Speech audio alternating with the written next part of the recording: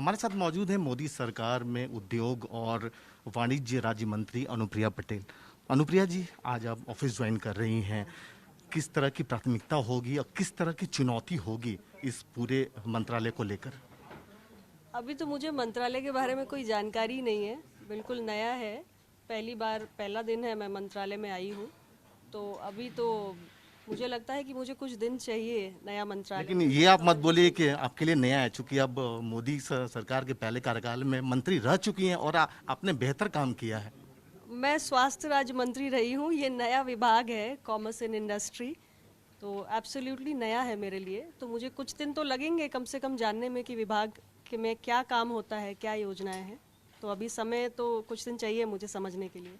अनुप्रिया जी, corona काल में जिस तरह से उद्योग धंधों में खतरा एक तरह से दिखाई दे रहा है, मंदी का खतरा, उसको लेकर किस तरह की चुनौतियां होंगी आगे? अभी मैं आपको क्या जानकारी दूं, मुझे कुछ समय तो दीजिए मंत्रालय को समझने का। मिर्जापुर में कई उद्योग हैं जो बंद होने के कगार पे है। क्या उसको कुछ ऑक्सीजन मिलेगा आपके मंत्री बनने के बाद?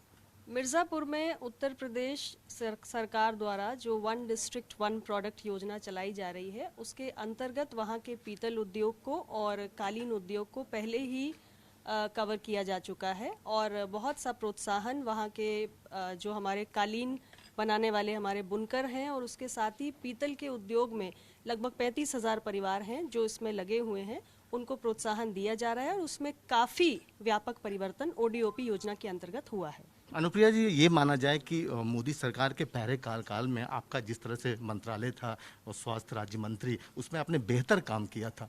ऐसा माना जाए कि ये भी मंत्रालय कुछ बेहतर अग्रसर होगा अच्छे कामों के लिए? नहीं, बहुत अच्छा डिपार्टमेंट है। और मुझे लगता है कि जैसे हेल्थ के सेक्टर में मुझे बहुत कुछ सीखने को मिला था, उसी प्रकार commerce and industry it's a very good subject, और यहाँ भी बहुत अच्छा अनुभव मिलेगा। It's a learning opportunity. लेकिन 2022 और 2024 में उत्तर प्रदेश में विधानसभा चुनाव है और उसके बाद लोकसभा का चुनाव। आपको लगता है कि इस कार्यकाल में जो भी मंत्री है उसे कुछ परफॉर्म करना पड़ेगा आगे, नहीं तो उन्हें बाहर का रास्ता दिखाया जा सकता है? नहीं, इस कार्यकाल में नहीं, हर कार्यकाल में और हर सरकार में, और मोदी जी की सरकार में तो खास तौर से। देखिए, राजनीति अब परफॉर्मेंस ओरिएंटेड हो चुकी है, और हम सांसद चुनकर आते हैं, हमें अगर मंत्री परिषद में स्थान मिलता है तो निश्चित रूप से जनता की और वोटर की हमसे अपेक्षाएं भी बढ़ती हैं, और हम पर एक बड़ी जिम्मेदारी भी आती है। पूरे देश के लिए हमें काम करना है। हर मंत्रालय की विभिन्न योजनाएं हैं जो आम जनमानस के कल्याण के लिए केंद्रित हैं।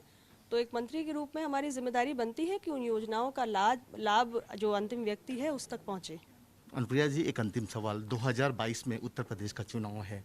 आपको लगता है कि मोदी बीजेपी क्षेत्रीय पार्टी को एक जातीय समीकरण और क्षेत्रीय समीकरण को लेकर साधने की कोशिश की है? उत्तर प्रदेश चुनाव को लेकर तमाम 7 मंत्री बने हैं, डिफरेंट कास्ट और लोकेलिटी और कम्युनिटी को लेकर एक बड़ा तबका कैबिनेट में दिया गया है।